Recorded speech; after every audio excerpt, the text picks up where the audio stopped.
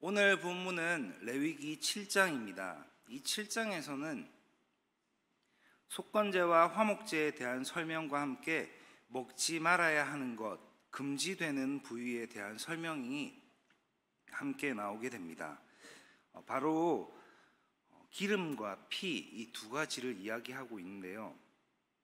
레위기 7장에서는 이 두 가지를 말하면서 아주 강하게 이야기를 하고 있습니다. 이미 레위기 3장에서 모든 기름은 여호와의 것이라고 선언이 되었지만 한 번 더 강조를 하며 이야기를 합니다.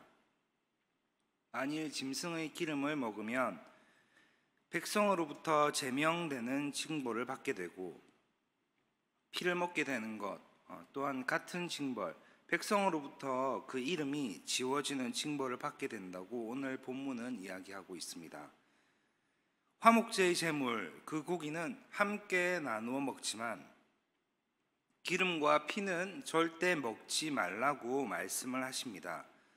화목제, 속죄제, 속건제를 드릴 때 동물의 기름은 하나님의 것으로 규정되었기 때문에 반드시 제단에서 모두 태워 드려야 했습니다. 이 피 또한 먹는 것이 금지되었습니다. 이스라엘 백성에게 피는 생명 그 자체로 여겨졌기 때문입니다. 가축을 도축하여 먹는 일상생활에서도 기름을 먹지 않으므로 하나님의 것을 기억했고, 피를 먹지 않으므로 하나님의 명령에 순종하는 것에 최선을 다했습니다. 하나님은 이스라엘 공동체가 하나님이 살아계심을 기억하며 함께 감사하고 함께 기뻐하는 공동체가 되기를 원하셨습니다. 하나님을 경외하고 생명을 존중하는 삶을 살아가기를 원하셨습니다. 하나님의 백성, 하나님의 자녀로 거룩하게 살아간다는 것은 하나님 사랑, 이웃 사랑의 원칙에 따라 함께 교제하고 함께 기뻐하며 즐거워하며 살아간다는 뜻입니다. 오늘을 살아가고 있는 우리 또한 짐승을 잡지 않더라도 이 화목제를 누릴 수가 있습니다. 예수님이 죄로 인해 원수되었던 하나님과 우리 사이를 화목하게 하시기 위해서 당신의 몸을 제물로 삼으셨기 때문입니다. 그 은혜로 인해 우리는 감사와 기쁨의 잔치에 참여할 수가 있게 되었습니다. 하나님께서는 화목제에 대한 규례를 이스라엘 백성들에게 아주 세세하게 알려주셨습니다. 이 화목제는 제사를 드리는 자가 하나님과 이웃과의 화평과 친교를 위해서 드리는 제사입니다.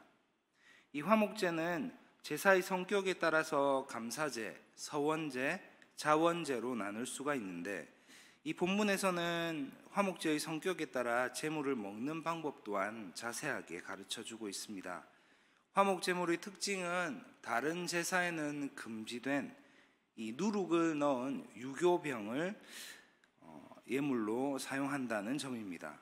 누룩을 넣지 않은 무교병보다는 누룩을 넣어 부풀린 이 유교병이 함께 먹기에 좋았기 때문에 이렇게 나눠 먹는 용도로 사용이 되었습니다.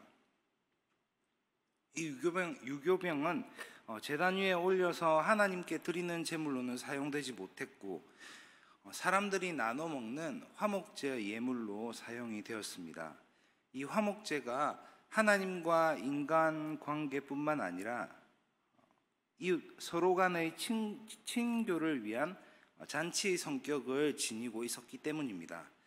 하나님은 죄에 대해서는 엄격하시고 타협이 없으신 분이시지만 자신의 자녀들, 하나님의 백성들에게는 자비로운 분이심을 알 수가 있습니다. 하나님께서는 이스라엘 백성들에게 감사제로 드려진 제물을 당일에만 먹을 수 있다고 정하셨고, 서원제와 자원제의 경우 이튿날까지 먹을 수 있도록 허락해 주셨습니다.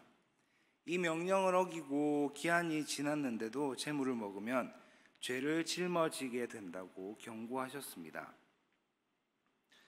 그런데 왜 감사제의 제물은 그날만 먹어야 하고 서원제와 자원제의 제물은 다음 날까지 먹도록 규정하셨는지에 대해서는 성경에는 아무런 이유나 뜻이 나와 있지 않습니다.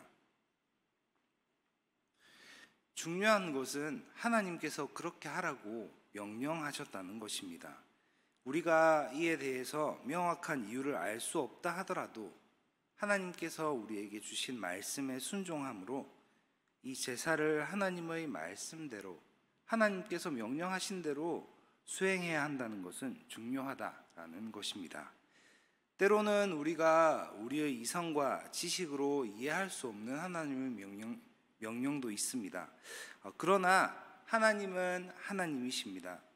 하나님의 어리석음이 사람보다 지혜롭고 라는 고린도전서 1장 25절 말씀을 믿음으로 하나님의 말씀에 순종하는 삶을 살아가야 할 것입니다.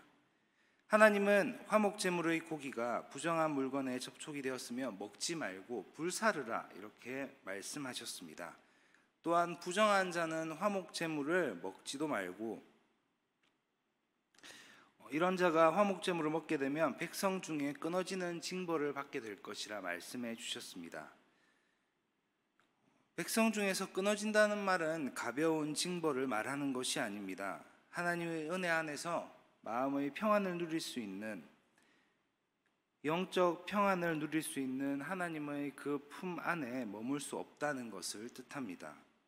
부정해진 제물과 부정한 자의 참여를 금지시키신 것은 하나님과 인간이 누리는 거룩하고 즐거운 화목의 잔치에 죄의 요소가 이를 더럽히거나 방해하지 못하게 하려는 하나님의 뜻이라고 볼 수 있을 것입니다. 이는 장차 새 하늘과 새 땅에서 이루어질 거룩한 성도들의 모임에도 부정한 자들은 절대로 참여할 수 없음을 보여줍니다. 하나님께서는 화목제물의 기름과 피를 먹지 말라 명령하셨습니다.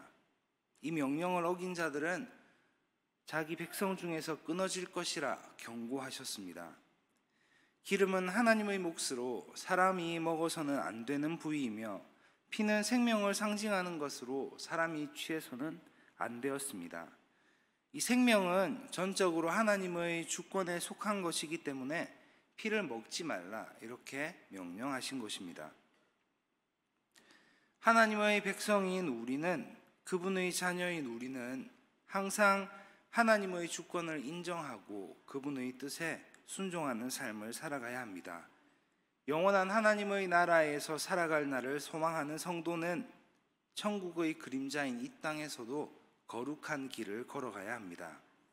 하나님께서 나와 우리 공동체에 주신 은혜를, 베풀어 주신 그 사랑을 교회 공동체와 내가 속한 지역의 공동체에 풍성하게 나누며 세상의 부정한 것들로 자신을 더럽히지 않고 하나님을 사랑하며 더불어 이웃을 사랑하는 거룩한 삶을 우리는 살아내야 합니다.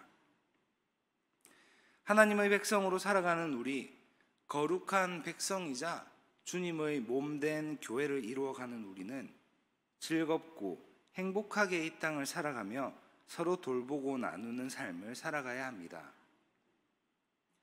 히브리서 13장 16절에서는 이렇게 이야기하고 있습니다. 오직 선을 행함과 서로 나누어 주기를 잊지 말라. 하나님은 이 같은 제사를 기뻐하시느니라. 아멘. 히브리서에서 이야기하는 이 같은 제사는 화목제를 두고 한 말이었을 것입니다. 바울 또한 주의 만찬을 준비할 때에 개인적으로 합당한지를 살피는 것과 동시에 사회적인 조화와 공동체 가운데에서 가난한 구성원들에 대한 배려를 갖출 것을 이야기했습니다. 이 화목제를 자세히 살펴보면 그 가운데에는 양방향의 흐름이 있습니다. 짐승을 제물로 바쳐 그 흘린 희생의 피에 응답하여 하나님으로부터 오는 속죄와 용서가 있고, 동시에 예배자와 그 가족들이 하나님께 드리는 예물, 찬양과 감사, 나눔과 섬김, 그리고 기쁨의 예배가 있습니다. 하나님과의 관계를 회복하는 것, 그 길은 눈을 들어 하나님을 바라보는 것입니다. 하나님께서 나에게 지금까지 행하신 일을 보고 그 일을 기억하며 그에 대한 감사가 따라야 합니다. 그리고 그것이 일회성으로 끝나서는 안 된다는 것입니다. 매일 하나님의 말씀을 붙들고 묵상하며 기도의 자리에 나와야 합니다. 매일매일 하나님을 만나야 합니다. 어제의 하나님, 예전의 하나님이 아니라 오늘의 나의 하나님을 만나야 합니다. 우리가 오늘의 하나님, 나의 하나님을 만날 때 다른 어떤 곳과 비교할 수 없는 단단한 반석 위에서 살아갈 수가 있는 것입니다. 하나님께서는 제물의 기름과 피를 먹는 것을 금지하셨습니다. 하나님께서는 우리의 필요를 누구보다 더 잘 아시는 분이십니다. 그렇기에 우리의 필요를 구하는 대로 풍족하게 채워주시는 분이십니다. 그런데도 하나님께서 이렇게 금지하신 것까지 기어코 가지려고 한다면 감사의 제사가, 화목의 제사가 탐욕의 제사로 전락할 것입니다. 우리 든든한 교회 성도님들, 하나님의 말씀에 순종하며 살아가고 있습니까? 하나님이 준비하시는 기쁨과 감사의 잔치에 함께 자리하고 있습니까? 나에게 허락하신 소유로 이웃을 돌보며 기쁨과 감사를 나누고 살아가고 계십니까?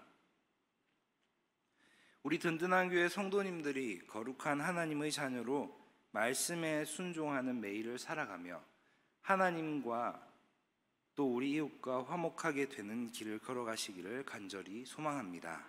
기도하겠습니다. 하나님, 오늘 첫 시간 2025년의 첫 새벽 예배를 하나님 앞으로 이끌어 주시고 감사로 시작하게 하시니 참으로 감사합니다. 말씀을 듣는 우리가 하나님과 친밀하고 바른 관계를 맺어가며 거룩한 하나님의 자녀로 살아가게 하여 주시옵소서. 이 새벽을 하나님께 올려드리는 천사 찬양대와 또 이 자리에 모인 우리 교회의 모든 성도님들에게 2025년 새해에도 감사의 제목들이 넘쳐나게 하여 주시옵소서. 하나님의 말씀에 순종함으로 하나님과 화목하게 되는 길을 걸으며 하나님께 기쁨과 감사가 터져나오는 우리의 삶을 산제물로 올려드리는 우리 모두가 되게 하여 주시옵소서. 예수님 이름으로 기도합니다. 아멘.